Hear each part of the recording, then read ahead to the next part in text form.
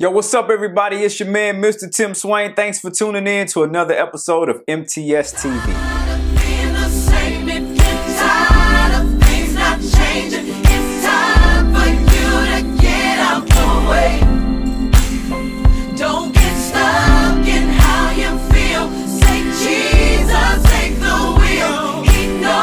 Today we're talking about the uncommon artist, cultivating creativity.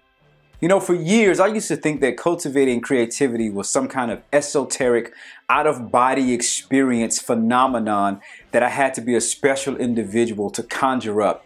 You know, I used to believe that if I were to be creative, then I had to summon the art gods and the heavens would open up and voices would speak to me and drop these amazing ideas in my spirit. But through the years, I realized that that's short of what it really is. Cultivating creativity is more about your work ethic than the gifts that you have. You know, God gives everybody gifts. What we do with those gifts is up to us.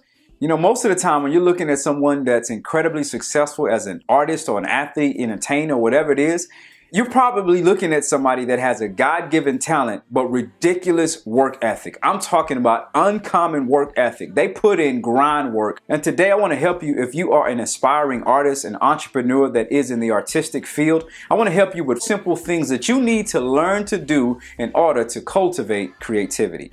The first thing to know is creativity is not something to be captured, it's to be cultivated. You know, this is a paradigm shift. As I said, I used to think that there was a special process in how I can be creative. If you're a writer, if you're a musician, if you're an actor, whatever you are, it all comes with practice. Have you ever heard the saying, practice makes perfect? Well, if you don't practice, then you're going to be imperfect. And most of the times, if you really want to shift your paradigm about being creative, then you have to know that creativity is something that you cultivate, you just don't capture it.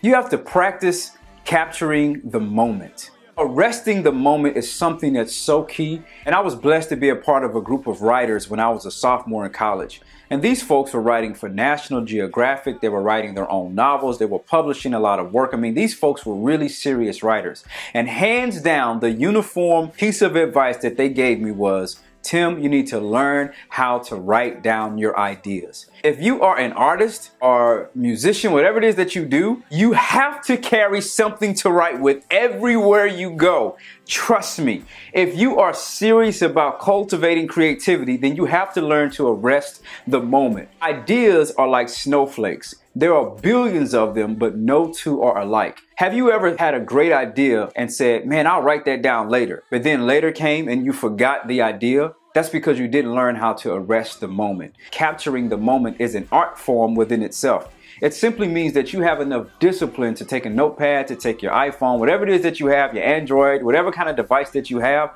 and write down those ideas. Sometimes I'll be in the middle of a conversation, and if I hear a great word that I like or a great idea, then I'll say, excuse me, I need to write that down because I do not want to miss the moment. I was talking with a friend of mine who was very successful as an entrepreneur, artist, and one of the things he said was, Tim, I never go to bed empty.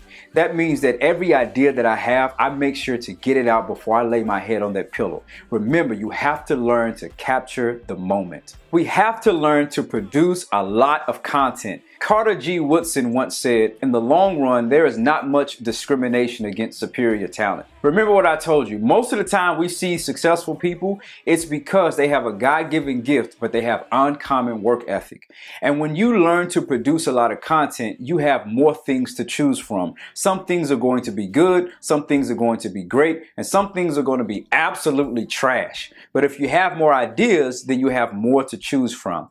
Imagine going to a restaurant and they only have one thing on the menu.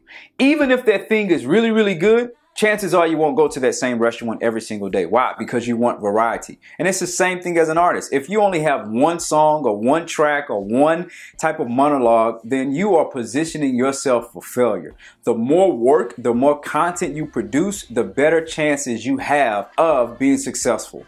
Connect with a group of writers. An African proverb states, if you want to go quickly, then go alone. But if you want to go further, then take others with you. Sometimes we just don't have the capacity to generate all these creative ideas. And we get busy because of work, school, whatever it is your schedule has you doing. You know, when we are a part of these creative communities, it produces creative sparks. And those sparks turn into flames. And those flames can burn down idleness as well as writer's block. Be a part of a community of writers or artists so that you can stimulate your personal development. And last but certainly not least, do not be afraid to fail. Bruce Lee said, "Let no limit be your limit and no boundary be your boundary." I remember writing my first spoken word piece at the age of 18. I mean, it was terrible. It sounded just like the raps I used to write.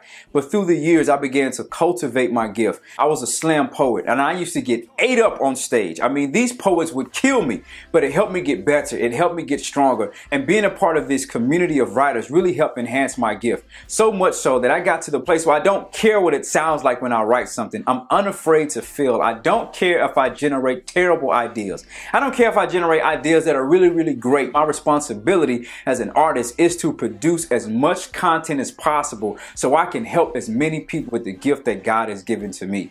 You know, I heard Tim Downs, a public speaker, once say that public speaking is like dying to yourself in front of an audience. And I think it's the same thing with artists. You know, when we're willing to put ourselves on stage, when we're willing to put our gifts and talents and abilities through our music and through the endeavors that we have, we are dying to ourselves so that we can produce more, so that we can help more people. Thanks for tuning in to another episode of MTStv. As always, remember, you cannot change your destination overnight, but you can change your direction. Be better tomorrow than you are today. Be better today than you were on yesterday. Peace.